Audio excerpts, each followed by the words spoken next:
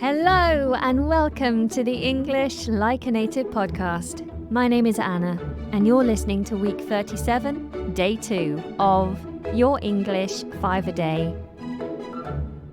We are pumping up and expanding your active vocabulary. This is achieved by focusing on 5 items of vocabulary every day of the working week. And I will explain the vocabulary and then bring it all together in context during a story at the end of the episode. So sit back, relax, and listen. We start today's list with the idiom to catch someone's eye. Catch someone's eye. Catch is C-A-T-C-H. Catch someone's eye. E-Y-E. So to catch someone's eye is to get their attention, usually by looking at them or waving a hand at them. We often do this in a restaurant. Listen to this example. Can you try to catch the waiter's eye so we can ask for the bill? All right, next on the list is a noun and it is nuance. Nuance. We spell this N-U-A-N-C-E. Nuance. A nuance is a subtle difference in meaning, expression, or sound. Nuance. Here's an example. The nuance in Linda's voice indicated that she was not entirely happy with the decision to move to the country. We often talk about nuances in language.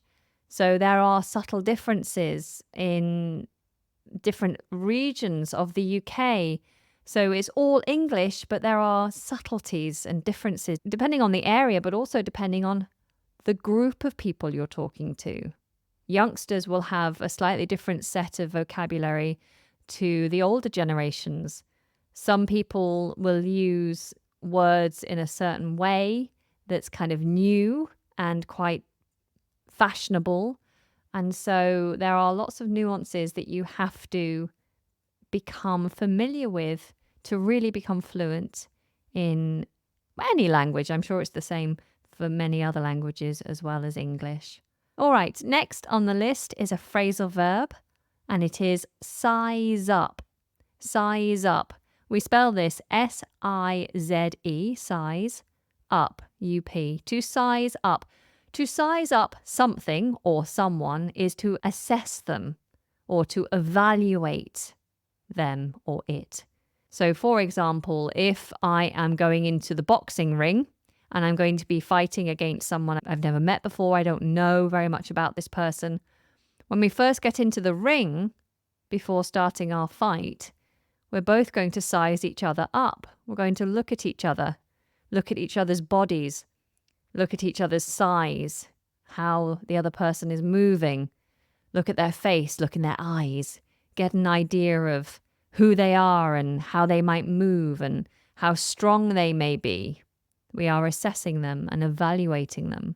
If you are looking for a box to act as a parcel to send something valuable, you may look at a number of different options and evaluate each option to decide which would be the best, which would be the strongest, the right size, the perfect box to send my valuable item. So you're sizing up the boxes. Here's another example. The detective carefully sized up the suspect, noticing the nervous twitch in his hand and the way his eyes darted around the room. Next on the list is the idiom, bide your time. Bide your time. We spell this B-I-D-E, bide, your, time, T-I-M-E. Bide your time. This means to wait patiently for a favorable opportunity. For example, maybe there is a celebrity at an event and everyone is queuing up to have a chat with this celebrity. They all want to have a piece of this celebrity. And you're hanging back, even though you absolutely adore this celebrity. You're hanging back. You're not getting overexcited. You're not queuing up and trying desperately to get the celebrity's attention. And someone says to you, I thought you loved this person. Why are you not trying to go and talk to them? And you might say, well, I'm actually biding my time. I'm waiting. I'm waiting to find an opportunity to talk to them when it's not so chaotic, when they're more relaxed. Maybe I'll wait for them to go and have a coffee, and then while they're standing at the coffee machine, I'll just be there and we'll start to have a bit of small talk. I'm biding my time. I'm waiting for an opportunity. Here's another example. The hunter bided his time, waiting for the perfect moment to strike and catch the deer. Okay, next on the list is a phrasal verb, and it is get on with it. Get on with it. I'm not sure I need to spell this out, but let me do that for you anyway. Get, G-E-T, on, O-N, with, W-I-T-H, it, I-T. Get on with it. To get on with it, if you say this, then you're asking someone to start or continue doing something, especially after a delay or an interruption. So, for example, if my son is begging me to have 5 minutes to draw his picture. Mummy, please, can I finish my picture?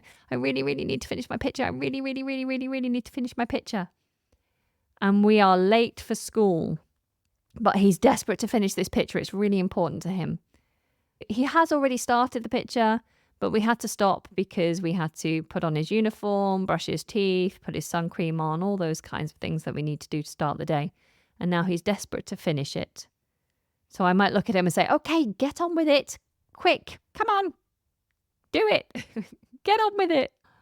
Here's another example. I'm tired of waiting for you to hoover the lounge. Will you please just get on with it? All right, so that's our 5 for today. We started with the idiom catch someone's eye. So that's to get someone's attention, especially by looking at them. Then we had the noun nuance, which is a subtle difference in meaning, expression, or sound.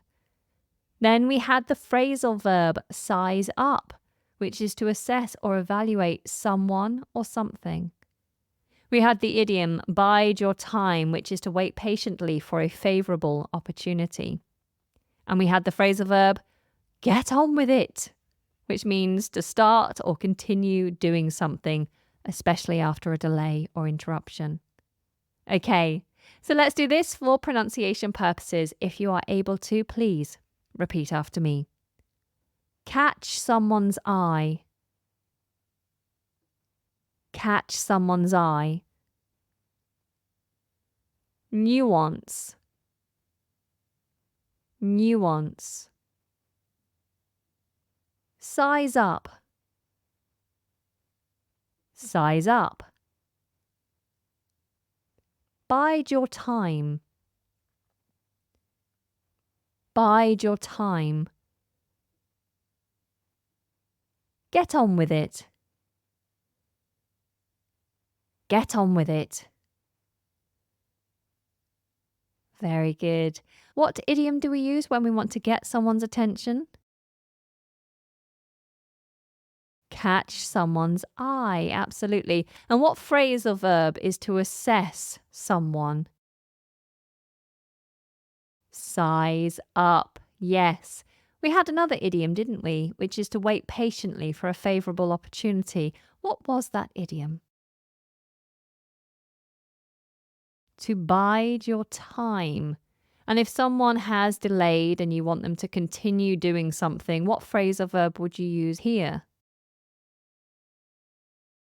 Get on with it.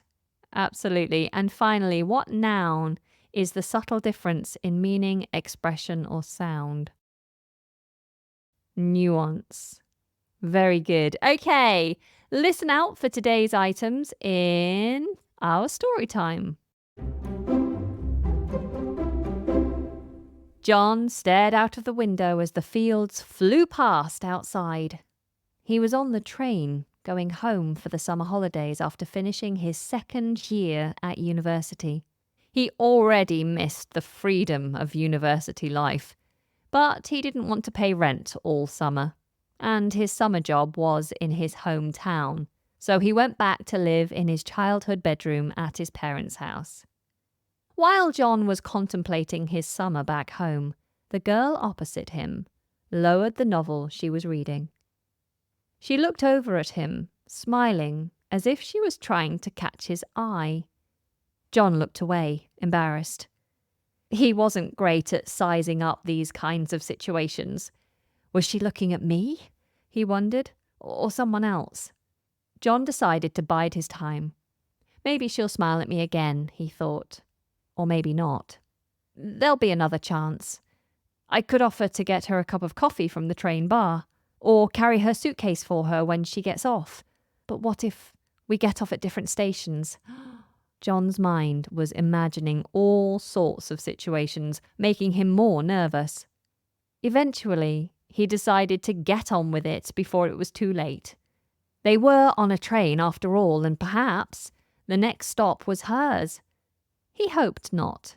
John took a deep breath and announced, I'm going to the bar. Do you want anything? A coffee would be great, thanks, she said. Sure. I'm John, by the way. I'm Sarah. Nice to meet you. Likewise. He found it hard to notice the nuances of communication, but her tone of voice and body language suggested she appreciated his offer. As he went to get their coffees at the bar, he looked forward to getting to know his fellow passenger. His summer away from university was starting better than he ever expected. If you enjoyed today's episode and you'd like to get hold of the master sheet, the master spreadsheet that includes all the vocabulary from today and every other day of this entire series, then you can, for free, by clicking on the link in the show notes. Until tomorrow, take very good care and goodbye.